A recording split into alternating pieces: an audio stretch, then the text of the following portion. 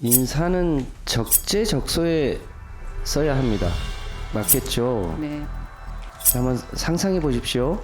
35년 동안 중소기업 업무만 했던 사람이 외교부 장관으로 온다 라고 하면 외교부 공무원들이 어떤 마음이 들겠습니까? 네. 동의가 될까요? 네, 뭐 여러 가지 놀라는 부분이 있을 것 마찬가지입니다. 같습니다. 네. 경력을 어디다 갖다 봐도 중기부 장관으로 올 이력이 아닙니다. 그런데 중기부 장관으로 오니 그러니까 그 맥락이 해석이 안 되는 거예요. 그래서 따져봤더니 그 후보자의 남편이 용산의 최고 실세라고 하는 한우섭 정무수석 하고 김태효 제1차장 하고 아주 절친한 사이더군요. 저는 아는 바가 없습니다. 없습니까? 정말 아는 바가 없습니다. 네. 돌아가셔서 남편한테 한번 물어보십시오. 인사는 적재적소에 써야 합니다. 맞겠죠? 네. 한번 상상해 보십시오. 35년 동안 중소기업 업무만 했던 사람이 외교부 장관으로 온다 라고 하면 외교부 공무원들이 어떤 마음이 들겠습니까? 네. 동의가 될까요? 네, 뭐 여러 가지 놀라는 부분이 있을 것 마찬가지입니다. 같습니다. 네. 앞서 의원님들도 얘기했습니다만 우리 이 후보자께서 외교부 장관으로 추천됐다고 하면 누가 문제를 삼겠습니까? 그런데 경력을 어디다 갖다 봐도 중기부 장관으로 올 이력이 아닙니다. 그런데 중기부 장관으로 오니 도대체 어떤 사정이 있길래 중기부 장관으로 올 수 있을까? 그러니까 그 맥락이 해석이 안 되는 거예요. 그래서 따져봤더니 제가 오전에도 질의했습니다만 그 후보자의 남편이 지금 소위 용산의 최고 실세라고 하는 한우섭 정무수석 하고 김태효 제1차장 하고 아주 절친한 사이더군요. 저는 아는 바가 없습니다. 없습니까? 정말 아는 바가 없습니다. 네. 돌아가셔서 남편한테 한번 물어보십시오. 윤석열 캠프 때 한호섭 정무수석이 기획 메시지 총괄을 합니다.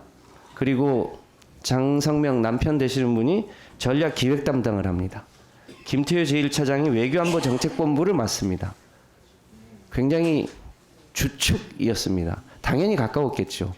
근데 이분들이 제가 보기에는 이번 인사 과정에서 우리 배우자를 직접 연관은 없지만 이쪽으로 라고 하지 않았으면 이쪽으로 올 수가 없을 거다라고 하는 게 세간의 의혹입니다.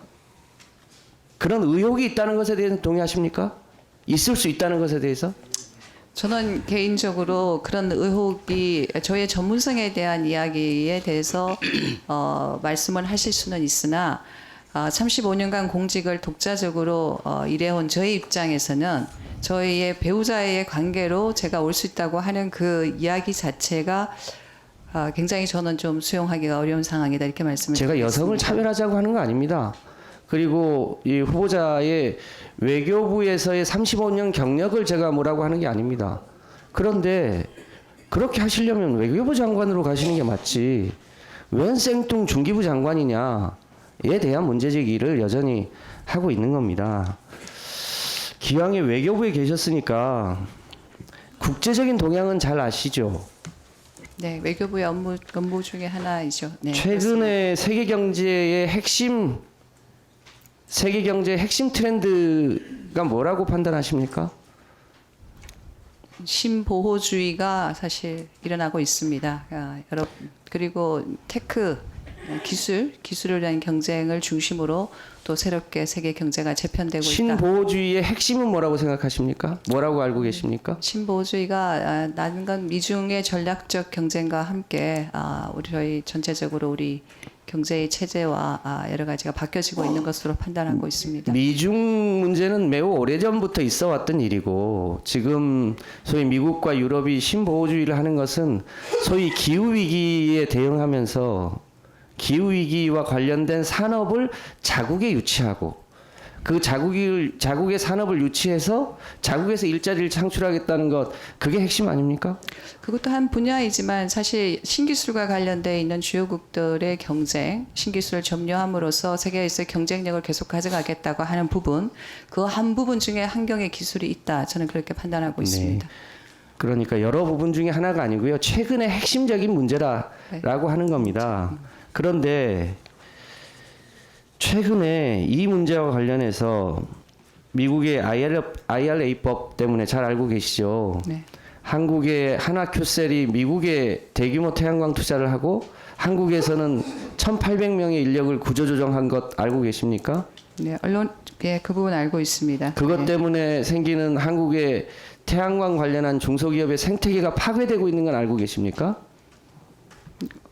정확한 숫자까지는 제가 모르고 있지만 그런 부분이 있을 수 있을 것으로 생각이 됩니다. 뭐 잘 아시지만 영업사원 1호가 세계에 나가서 세일즈를 많이 하고 오셨는데 결과로 놓고 보면 우리 국내 기업들이 해외에 대한 투자는 많이 하고 있는데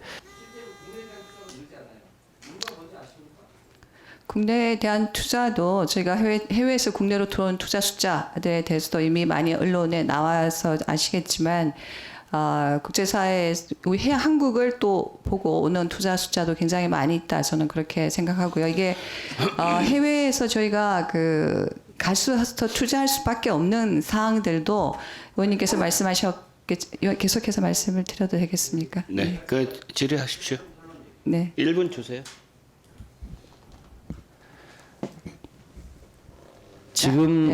지금 외교부의 경험을 갖고 계신 분이 이런 정도밖에 답변을 못 하시는 것만 보더라도 중기부 장관으로서 자격이 될까 매우 의심스럽습니다.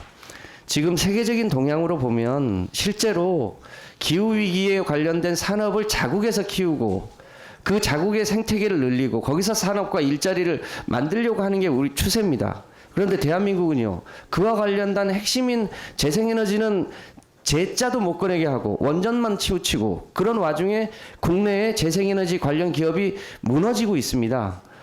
그래서 대기업들이 전부 재생에너지가 가능한 미국과 유럽으로 떠나고 있는 겁니다. 이 문제가 해결되지 않고 대한민국의 중소기업이 살 수 있는 다른 방법이 없습니다. 저는 후보자가 적절치 않다고는 판단합니다만 적어도 세계적인 동향에 대해서 용산에 직언할 수 있는 그런 장관 후보자가 되셨으면 좋겠습니다. 이상입니다. 예, 수고하셨습니다.